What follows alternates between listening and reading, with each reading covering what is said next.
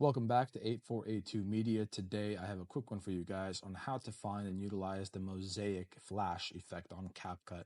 We're going to go up to Effects, Video Effects, Glitch, find the Mosaic flash effect, should be the first 5 effects. Click and drag it down to the timeline. It's a pro effect, so you guys need CapCut Pro to be able to actually export a video with this effect. Okay, so what we can do is, by scrolling the player head, we can see when this effect is being played. So right here, right? So what I'm going to do is I'm going to cut this effect right here, right over here.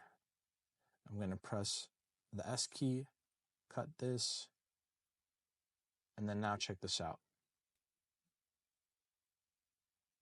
There you have the Mosaic flash effect on CapCut.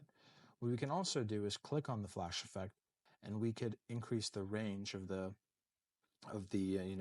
blur, the size of it, and the speed of it, right? So we can slow it down as well.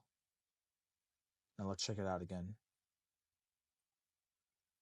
There you have the Mosaic flash effect. Guys, if this was helpful in any way, please leave a like down below. If you have any questions, comment down below. Thank you guys for watching and have a great day.